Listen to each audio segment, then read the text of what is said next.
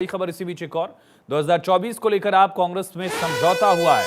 पंजाब में अलग अलग चुनाव लड़ेंगे दोनों दल। दोनों पार्टियों को लगता है साथ चुनाव लड़ने से बीजेपी को वोट ट्रांसफर हो सकता है।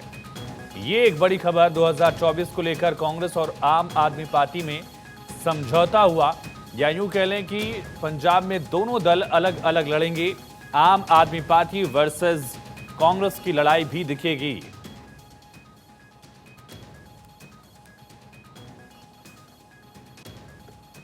और ज्यादा जानकारी के साथ पॉलिटिकल एडिटर अदिति नागर हमारे साथ कनेक्ट हैं। अदिति, पंजाब में दोनों दल अलग अलग लड़ेंगे, यानी कि एक दूसरे के खिलाफ भी लड़ेंगे, ये जानकारी मिल पा रही है? और क्या इसके पीछे रणनीति है?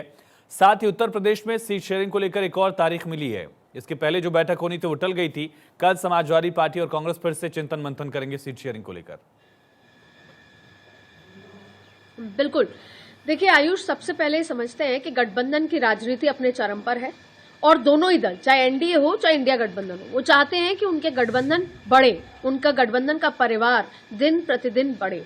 ये सिर्फ परसेप्शन की लड़ाई है, क्योंकि कई बार ऐसा होता है और हुआ भी है। यूपीए की बात कर ले, एनडीए की बात कर ले, एनडीए में ऐसा कुछ है, बड़े भाई की भूमिका में भारतीय जनता पार्टी है, दूसरे दल है साथ, लेकिन उनके जब आम चुनाव होते हैं तो उनके एक आधा दो या नहीं भी आते, इस तरह का वोट परसेंटेज होता है। लेकिन फिर भी परसेप्शन की लड़ाई है, क्योंकि गठबंधन की राजनीति चरम पर है। अब हम बिंदुवार बात कर लेते हैं। सबसे पहले आपने पंजाब का जिक्र किया। देखिए, कांग्रेस जाहिर तौर पे ये चाहती है, क्योंकि वो नेशनल पार्टी है इस इंडिया अलायंस की, वो चाहती है कि ज्यादा से ज्यादा अलायंस हो, लेकिन उस तर्ज पर हो जिसमें सम्मान कांग्रेस का भी बना रहे और सामने वाली पार्टी का भी बना रहे। अब हम वो टीएमसी पर आएंगे, लेकिन उससे पहले पंजाब। देखिए, पंजाब में दिल्ली में सीट शेयरिंग पर बातचीत हुई है, गुजरात में बातचीत हुई है, गोवा के लेकर बातचीत हुई है कि दिल्ली में आम आदमी पार्टी कांग्रेस को 3 सीटें देगी। गुजरात से वो 1 सीट चाहती है गुजरात में, और वैसे ही गोवा में चाहती है, क्योंकि कांग्रेस और गुजरात में और गोवा में कांग्रेस का बेहतर प्रदर्शन है। इस तरह की सीट शेयरिंग पर चर्चा हुई। लेकिन जब पंजाब का जिक्र आया तो दोनों ही पॉलिटिकल पार्टी ने म्यूचुअली ये समझा कि अगर पंजाब में आम आदमी पार्टी और कांग्रेस एक साथ हो जाते हैं तो वोट ट्रांसफर अगर हुआ तो वो भारतीय जनता पार्टी के फेवर में जाएगा, और वो नहीं होने देने के चलते दोनों ही पॉलिटिकल पार्टी ने म्यूचुअली ये एक दूसरे से म्यूचुअल अंडरस्टैंडिंग रखते हुए ये डिसाइड किया है कि पंजाब में किसी भी तरह का अलायंस कांग्रेस और आम आदमी पार्टी का नहीं होगा, जिससे कि माफी के साथ, लेकिन ये समीकरण तो कई और राज्यों में भी फिर बनेंगे। बंगाल में भी यही लड़ाई है, केरला में यही लड़ाई है, ठीक? देखिए, हाँ, इस पे क्या सवाल उठते हैं या जनता को क्या लगता है, उस पर भी चर्चा करेंगे। लेकिन बंगाल, अब देखिए, बंगाल में टीएमसी ने पिछली 2 बैठकों में जो रुख रहा है ममता बनर्जी का, वो सबके सामने है।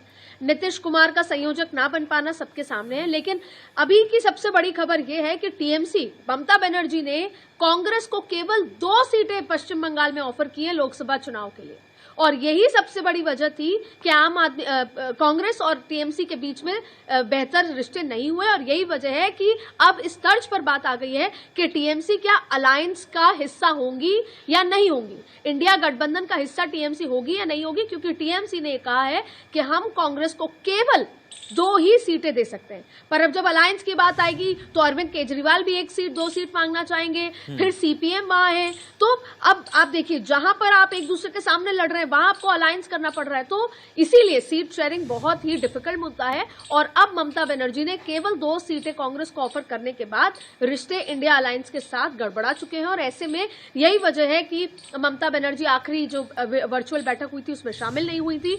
और यही मुद्दा सपा के साथ उत्तर प्रदेश में है। अखिलेश यादव नहीं चाहते बहुत सारी ऐसी सीटों पर जहां कांग्रेस लड़ना चाहती है लड़े। अब सवाल ये उठता है कि लालू प्रसाद यादव और जो सीनियर नेता हैं, उन्होंने पहले भी कहा था कि यहां पर सेल्फलेस लड़ाई लड़नी पड़ेगी, अपने हितों को छोड़कर जब तक सब साथ नहीं आएंगे तब तक नहीं होगा। पार्टियों को ये जानना होगा कि हम वहां चुनाव नहीं जीत सकते, ये सामने वाली पार्टी जीत सकती है, और अगर ये अलायंस में है तो हम इसको मौका दें। लेकिन इतनी अंडरस्टैंडिंग, लेकिन कांग्रेस को इस बात की ठेस पहुंची कि ममता बनर्जी ने केवल 2 सीटें वेस्ट बंगाल में ऑफर की हैं। जिसको लेकर खींचतान चल रही है।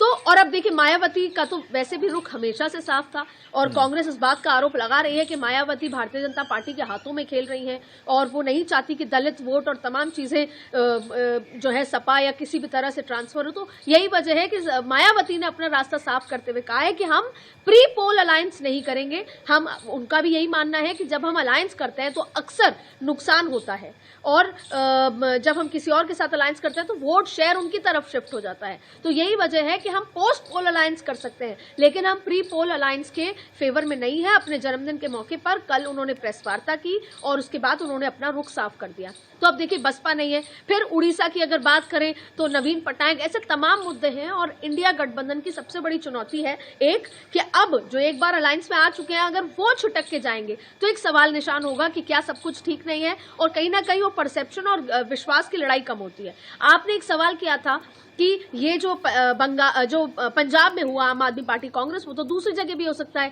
केरल में भी ऐसा ही इशू होगा। सीपीएम नहीं चाहता कि राहुल गांधी वहां से चुनाव लड़े या कांग्रेस केरल में चुनाव लड़े, लेकिन जब से राहुल गांधी वायनाड से चुनाव लड़े हैं और अगर पिछला इतिहास देख लें 16 में से 15 सीटें जीती हैं, लेकिन सीपीएम अभी भी ये कह रहा है कि कांग्रेस को वहां चुनाव लड़ना चाहिए जहां आमने सामने की लड़ाई हो भारतीय जनता पार्टी के साथ।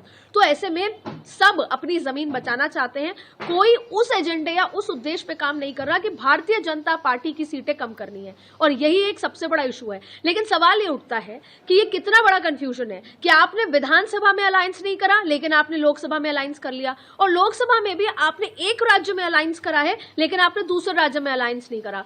आम आदमी पार्टी कांग्रेस ने दिल्ली में, गुजरात में, गोवा में अलायंस कर लिया लेकिन पंजाब में अलायंस नहीं करा। और देश की जनता जब घर से बाहर निकलेगी, वोट करने जाएगी, तो क्या वो ये सोच के जाएगी कि नहीं पंजाब में ये दोनों आमने सामने हैं लेकिन वहीं गुजरात में एक साथ है, वहीं दिल्ली में एक साथ है, वहीं गोवा में एक साथ है। तो कहीं ना कहीं ये पूरा जो गठबंधन का जो स्ट्रेटजी है ये बहुत कंफ्यूजिंग है और इंडिया अलायंस को समय जितनी जितनी देरी हो रही है भारतीय जनता पार्टी के फेवर में जा रहा है और शायद इंडिया अलायंस को ये बैठकर सोचना होगा कि आगे किस दिशा में आगे बढ़ना है, क्योंकि भारतीय जनता पार्टी तो अपनी स्ट्रेटजी में आगे है और आज प्रधानमंत्री मोदी दक्षिण मिशन में एक बार फिर 2 दिन के लिए दक्षिण दौरे पर है, आंध्रा पे दौरे पर वो जा चुके हैं।